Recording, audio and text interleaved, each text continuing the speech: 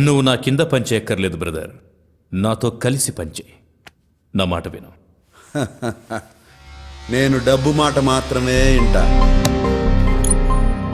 మనం చేసే ప్రతి పనికి నీకు పర్సెంటేజ్ ఉంటుంది. పనిలో రిస్క్ పెరిగే కొద్దీ అమౌంట్ మౌంట్ అవుద్ది. నువ్వు నాతో ఉంటే సిటీలో పెద్దన్న తరువాత మనమే కింగులమవుతాం. కింగ్ అనేవాడు ఒక్కడే ఉంటాడు, ఒకళ్ళ తర్వాత కింగ్ అనేదేలే పొంగే.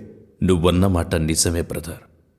సిటీలో పెద్దన్నతో పెట్టుకొని ఎవ్వడు బతకలేడు. నేను భగవాన్తో పెట్టుకోపోవడానికి కూడా కారణం అదే. భగవాన్ వెనక పెద్దన్నున్నాడు. భగవాన్తో పెట్టుకుంటే పెద్దన్నతో పెట్టుకున్నట్టే అవుతుంది. పెద్దన్నకి సిటీలో 20 years హిస్టరీ ఉంది. సనత్ నగర్ మర్డర్స్తో వెలుగులోకి వచ్చాడు. తరువాత పెద్ద సైన్యం తయారు చేసుకున్నాడు. వాళ్లల్లో నంద, భగవాన్, జయరామ్ ఫేమస్. రియల్ ఎస్టేట్ పడిపోయాక పెద్దన్న పాలిటిక్స్లోకి దిగాడు.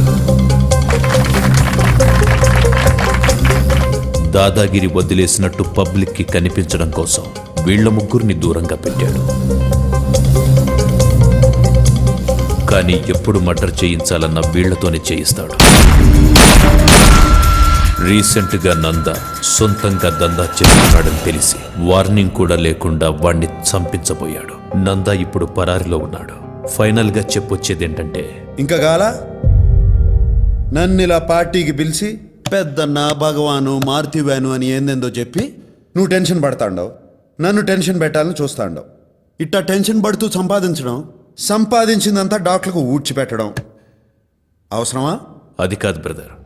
సిటీలో నా పరువు నిలబడాలంటే కనీసం ఆ జయరామ్ గారిని లేపేయాలి. కానీ పెద్దన్న రియాక్ట్ కాకుండా చూడాలి. నేనేం చెయ్యి? ఓ 50 లక్షలు నేను చెప్తా. 50 లక్షలు ఇస్తాను. ఇచ్చాను. చెప్పేం చెయ్యాలి? ముందు